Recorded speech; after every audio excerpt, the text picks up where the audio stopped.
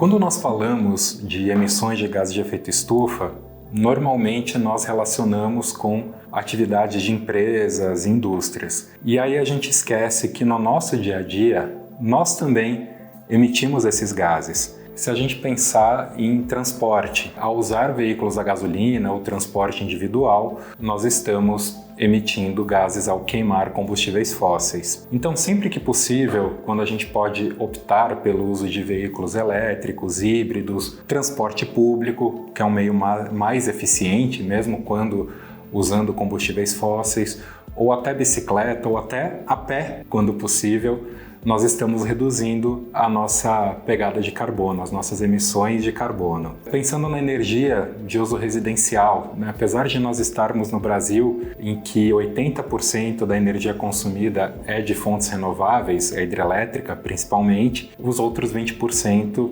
vêm da queima de combustíveis fósseis. Então, economizando energia em casa, com uso racional, nós também estamos contribuindo para essa redução. Pensando na nossa alimentação, quando nós consumimos produtos de origem animal, como carne e laticínios, temos que lembrar que o processo de produção desses alimentos são fontes importantes de emissão de metano, que é um gás de efeito estufa. Se nós reduzirmos ou evitarmos esses alimentos, nós também podemos contribuir, fazer a nossa parte para um mundo mais sustentável. Pensando nos resíduos que nós geramos nas nossas casas, os materiais orgânicos destinados para aterro sanitário, quando em decomposição, vão liberar gás metano, que é um gás de efeito estufa. Então, quem tem condição pode e deve fazer a compostagem desses resíduos orgânicos em casa. E pensando em materiais recicláveis, com a destinação correta, nós também estamos facilitando processos industriais, como por exemplo a fabricação de novas embalagens, contribuindo assim também para a redução das emissões. Se nós continuarmos emitindo gás de efeito estufa na mesma intensidade atual, as perspectivas para o futuro são muito preocupantes. Tem um consenso global de que nós devemos limitar ao máximo de 1,5 graus de aumento na temperatura média da Terra. Uma projeção do IPCC é de que nós teríamos que atingir esse pico de aumento de temperatura até 2025 e aí fazermos uma drástica redução da ordem de 43% nas emissões até 2030, para que a gente consiga limitar esse ponto de 1,5 graus de aumento da temperatura. Tem projeções americanas de que até 2050 o aumento do uso de energia no mundo todo vai gerar um aumento ainda de 15% nas emissões comparando com os níveis atuais. Isso demonstra que nós temos muito trabalho a fazer,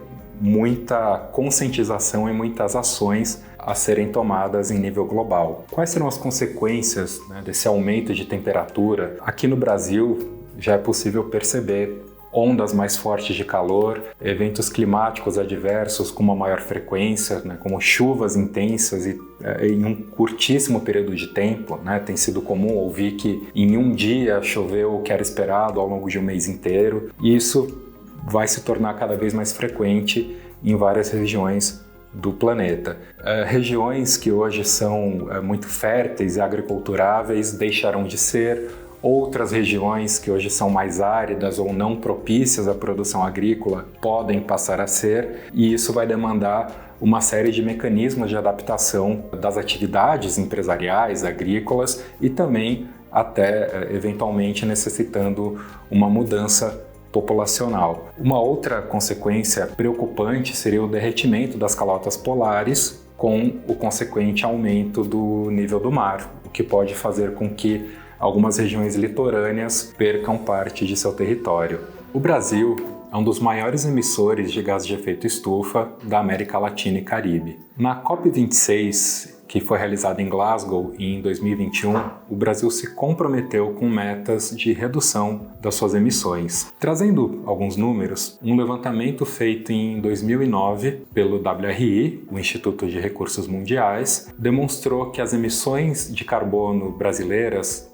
representavam 1.005 megatoneladas de carbono equivalente, isso excluindo-se as emissões por desmatamento. um levantamento já referente a 2020 indicou que esse número subiu para 1.064 megatoneladas de carbono. Isso indica que o Brasil também tem um papel importante na elaboração de planos de redução de emissões e muito trabalho pela frente. Se nós mantivermos os nossos níveis de emissões atuais, as consequências serão realmente preocupantes. Nós teremos o aumento de eventos climáticos extremos, como já temos percebido aqui no Brasil, com períodos de chuvas intensas, períodos prolongados de seca e até a perda de biodiversidade, pelo comprometimento do habitat natural de muitas espécies. A tecnologia desenvolvida pela DEEP já foi utilizada para mensurar o impacto da atuação de mais de 300 empresas no Brasil.